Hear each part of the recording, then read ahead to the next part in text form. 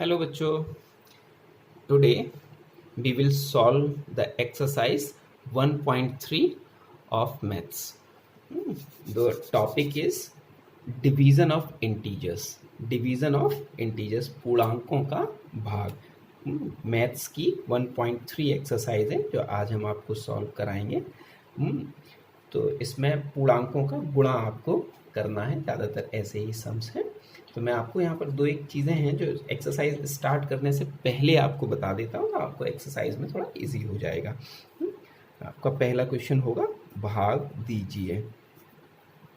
ज़्यादातर गुणा कर भाग करना, डिवीज़न मीन्स भाग करना, डिवीज़न मीन्स भाग।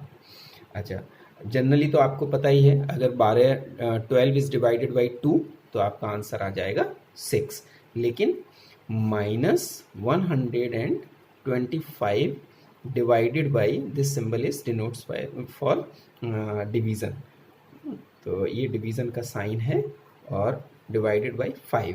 तो अगर ये प्लस नहीं होता तो आप जनरली क्या करते, 125, 5 2 ज़ा 10 और 2 बैलेंस हुआ 5 5 ज़ा 25 और ये आपका आंसर आ जाता कितना, 25।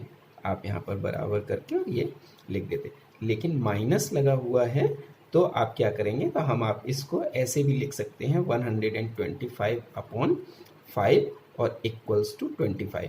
माइनस चाहे ऊपर लगा हो और चाहे नीचे लगा हो, दोनों पूर्णांकों में किसी में भी लगा हो आपके साइन में माइनस आ जाएगा।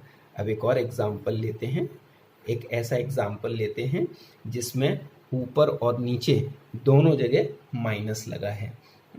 जैसे 125 डिवाइडेड बाई -5, और हम इसको कैसे लिख सकते हैं, ऐसे भी लिख सकते हैं। समझाने के लिए आपको लिख रहा हूँ -5 इक्वल्स टू, जब भी ऊपर और नीचे माइनस लगा हो तो माइनस को माइनस से कैंसिल कर देते हैं और उसके बाद में फिर आंसर क्या आ जाएगा, 25, और वो भी प्लस का साइन आप लगाएं या ना लगाएं, इज अ सेम थिंग। तो आपको यहाँ पर जो दो सम्स में मैंने सिखाया, मैंने ये सिखाना चाहता हूँ, अगर किसी भी संख्या में ऊपर या नीचे माइनस हो तो फाइनल में माइनस ही आएगा, और दोनों में यदि माइनस हो तो दोनों का माइनस कैंसिल हो जाएगा। एक संख्या ऊपर प्लस की हो और नीचे माइनस की हो और तो भी माइनस आएगा। लेट अस थिंक कि यहाँ पर थर्ड क्वेश्चन देखते हैं, इसको पलट लेते हैं। 125 तो प्लस के हैं और -5 माइनस के हैं, तो इसको 125 माइनस यहाँ बीच में लगा देंगे और 5 और इक्वल्स टू आंसर आया 25, और ये माइनस जो था वो यहाँ पर आ गया। तो माइनस किसी में भी हो, आंसर में माइनस आएगा। देखिए बेटा, क्वेश्चन नंबर 1 एक्सरसाइज का क्या है, फिल इन द ब्लैंक्स, खाली स्थान भरो। मैंने एक पहला क्वेश्चन लिया है और चौथा क्वेश्चन लिया, ऑलमोस्ट सारे क्वेश्चंस ऐसे ही हैं। 72 divided by I don't know, वो खाली स्थान है, और आंसर है 6। ऐसा नंबर यहाँ पर ऐसा पहाड़ा पड़े जो 6 बार में 72 आ जाए। तो ऑल वी नो, हम सब जानते हैं, 12 6 जा 72, 12 6 जा, हमने 12 का पहाड़ा 6 बार पढ़ा, यानी कि हमने यहाँ पर मल्टीप्लिकेशन किया और यहाँ पर आपको पता लगे। अब ऐसे ही ऐसा कौन सा नंबर यहाँ पर लिखें कि 63 को अगर हम पहाड़ा पढ़ें तो आंसर 2 आए। तो 63 टू ज़ा कितना हुआ, 126, और ये आंसर 2 आ गया। ऐसे ही लॉजिकल सवाल हैं, कोई मैथमेटिकल इसमें कोई कैलकुलेशन की ज़रूरत नहीं है, बस आपने थोड़ा सा सोचने की ज़रूरत है और आप बड़ी आसानी से इसको कर लोगे। Now come to the question number 2। Question number 2 is a same thing, इसमें भी आपको भाग करना है। बहुत छोटे छोटे सम्स हैं जिन्हें आप बड़ी आसानी से कर सकते हो। 75 डिवाइडेड बाई -15, 75 ऊपर और माइनस का 15 नीचे। अभी जैसे मैं आपको पहले बता चुका हूँ, माइनस ऊपर हो या नीचे हो आपको आंसर में माइनस आएगा। 15 बन जा 15 और 15 5 ज़ा 75, तो यहाँ पर आंसर क्या आ जाएगा, -5। ऐसे ही 164 क्वेश्चन नंबर मैंने लिया है, सेकंड का 5th, -4 इक्वल्स टू, हमने आपको अभी बताया था कि माइनस से माइनस कैंसिल हो जाएगा, जब दोनों में माइनस हो तो माइनस से माइनस कैंसिल हो जाएगा, और फिर हम यहाँ पर लिख देंगे 164। वैसे मैं ऐसे ही कर सकता हूँ, 4 4 ज़ा 16 और 2 4 6 आ जाएगा, 46 आंसर आएगा। लेकिन फिर भी आपके लिए 4 4 ज़ा 16 और 4 बन जा 4, तो 41 आंसर आ गया, सॉरी। तो ये 41 और 81 upon -9 is the same thing to the first question. उसमें भी नीचे ही माइनस था, तो माइनस आंसर में आ जाएगा, और 9 9 जा 81, तो 9 आंसर आ गया। तो ऐसे ही ऑलमोस्ट किसी में ऊपर माइनस है, किसी में नीचे माइनस है, और ऐसे ही सारे सम्स हैं, तो आप बड़ी आसानी से इन्हें कर लेंगे। Question number 2 we have done.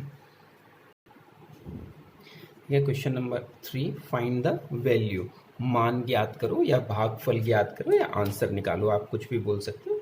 ये एक सम है, -31 डिवाइडेड बाई बड़ा ब्रैकेट फिर छोटा ब्रैकेट -30 प्लस -1 छोटा ब्रैकेट क्लोज और फिर बड़ा ब्रैकेट।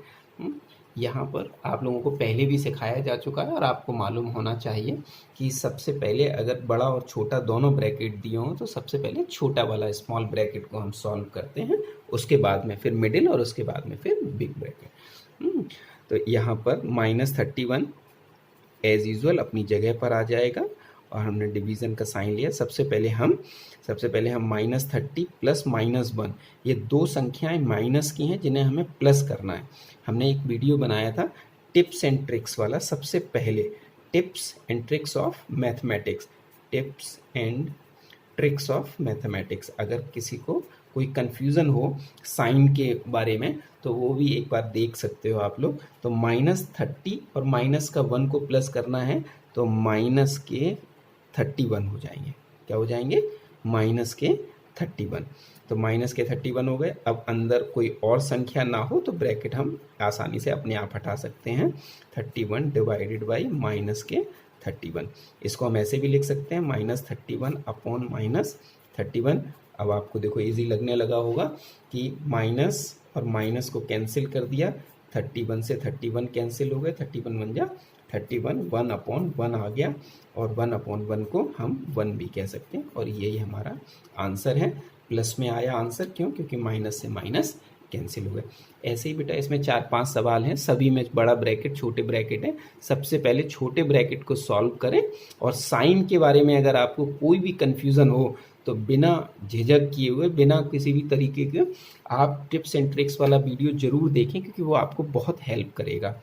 ओके, तो question number 3 is complete. Now we come to the question number 4, और ये आपकी लास्ट एक्सरसाइज है चैप्टर 1 की। चैप्टर 1 में सिर्फ 3 ही एक्सरसाइज हैं, 1.1, 1.2, 1.3।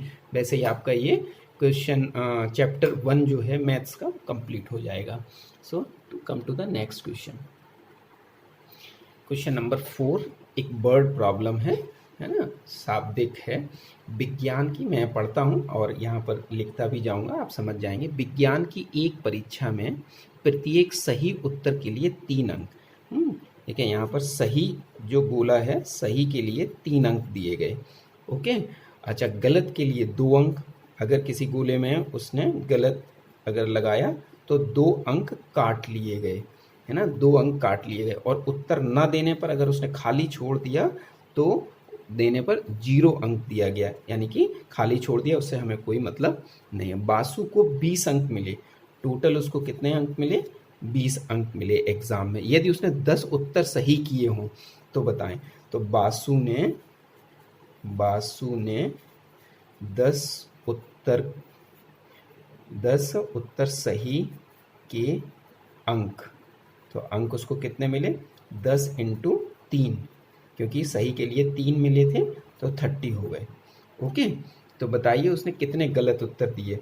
तो अभी क्या पूछा गया है आपको? 20 अंक मिले यदि उसने 10 सही उत्तर दिए। तो बासु को नंबर कितने मिले? बासु को अंक मिले इक्वल्स टू 20।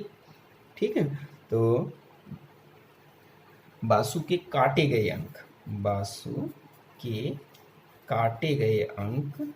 काटे गए अंक इक्वल्स टू 30 मिले 20 और उसने उत्तर किए थे सही 20। तो 20 माइनस 30, क्योंकि उसे 20 मिले और मिलने चाहिए थे कितने 30, तो उसको कितने कम नंबर मिले माइनस के 10, क्योंकि उसके मिले उसको 20 और मिलने चाहिए थे उसको 30, तो माइनस के 10 है ना। अतः बासु ने गलत किए उत्तर, अतः बासु ने गलत किए उत्तर, गलत किए।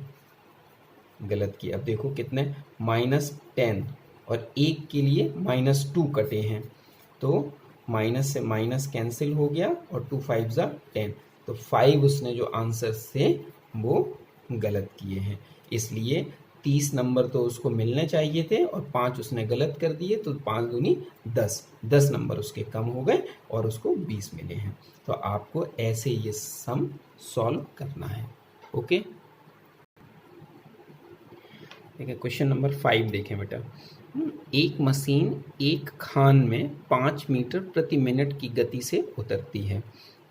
खान में, खान का मतलब नीचे धरती के अंदर, इस साइड नीचे यहाँ है ना, खान में नीचे उतरती है 5 मीटर प्रति, ये उसकी चाल हो गई, ये स्पीड है उसकी 5 पर मिनट, 5 पर मिनट की गति से उतरती है। यदि उसने ज़मीन से 20 मीटर की ऊंचाई से नीचे उतरना शुरू किया, इसका मतलब वो किसी मिट्टी के या टीले पर ऊपर है और यहाँ पर मशीन है,